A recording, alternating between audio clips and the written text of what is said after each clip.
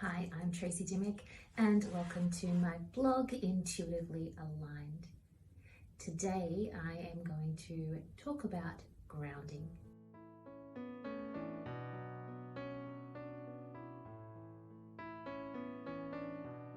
Specifically, grounding your energy.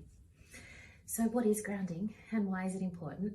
Well, grounding is when we think about being tethered to the earth. So if you can think about this is spirit, this is earth, and you are in the middle. So it's about having that spiritual connection and then still being grounded, recognizing and honoring the fact that you are having a human experience. So we are tethering ourselves, and many of us find it very easy and love being able to connect to the spiritual realm, to tether up here. But many of us forget that we are human and we do need to make sure that we ground our energy in and tether to the earth as well. When we talk about tethering to earth, specifically, we're talking about Mother Nature and grounding into Mother Nature with intention. So why do you need to do this? Because it keeps you safe. It keeps you real. It keeps you rational. It keeps you from losing yourself in the spiritual aspects of life and forgetting who you are and where you are and what you're doing and why you're doing it. So another thing about grounding is that it keeps people like me safe. So it keeps people as they're practicing their psychic development, their abilities, as they're practicing their intuition and their mediumship and doing any kind of spiritual activity. It keeps us safe. It keeps our energy. It's like 1 foot in and 1 foot out. And the out is the spirit and the in is the earth.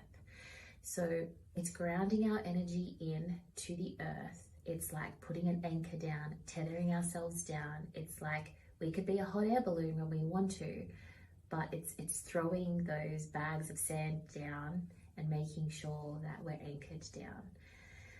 So when do we need to ground ourselves? I personally do it every day, twice a day, along with my cleansing ritual. The way that I do it why I do it twice a day, every day, is because I have the job that I do. I'm a professional psychic medium and spiritual teacher, so it's very important that I remember that I'm actually a human too, and that I can be relatable and compassionate and empathetic. It can be very easy to move into those higher level frequencies of consciousness and lose a lot of the human aspects that exist when we're grounded. So grounding twice a day, every day for me is kind of extreme.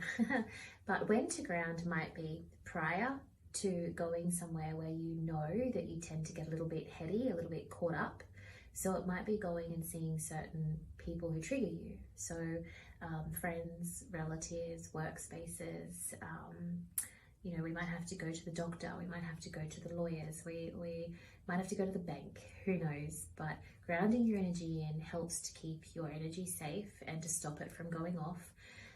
But it also reminds you that you've got all of these human traits and all of these things that Mother Nature is offering you, the resources at your disposal. So those resources can include the trees, the earth, the ground. Mother Nature brings us the ocean, grass, anything like that. Animals are very grounding as well. They are a great source to be able to just bring you back down to your human self, into a reality. Other things that ground include crystals. Crystals are a great tool for grounding. So smoky quartz is one of my favorite grounding crystals.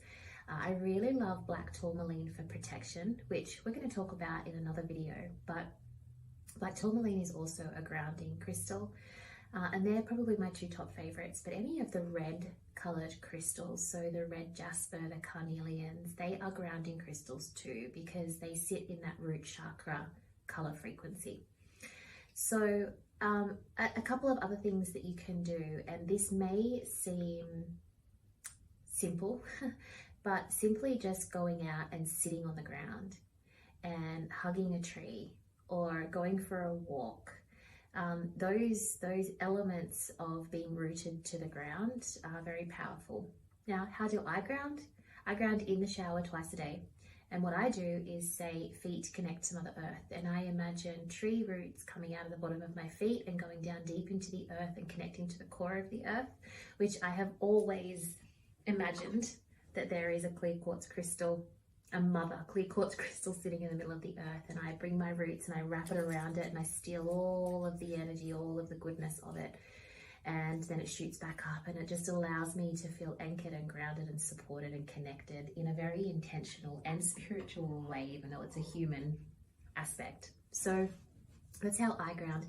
Now, you have to be really mindful that there is such a thing as being too grounded, especially if you're into developing your intuition or your psychic abilities or your mediumship, or even if you're wanting to get creative and think outside the box for potentially solutions or supporting other people. And if you're a healer or you're wanting to get into the business of being a healer, a facilitator, then sometimes being too grounded when you're at work can be a bit of a problem. So there is such a thing as being too grounded.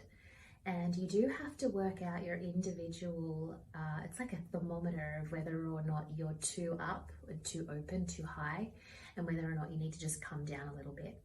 So some days you might need to cleanse twice a day. Sometimes you might need to cleanse once a week. Sometimes you might be, ground twice a day, ground once a week, maybe even just ground once a month. It really just depends on who you are and how much time you spend already connected to Mother Nature. Typically, people who have a beautiful relationship with Mother Nature and spend a lot of time with her and in her and experiencing her, they're typically very grounded people, generally anyway. And I think that really covers it. I think that's all I really wanted to talk about when it comes to grounding. But if you have any questions on this video or any video that you have seen so far in my blog, Intuitively Aligned, please send them through and I will add them to the list to answer them in the blog.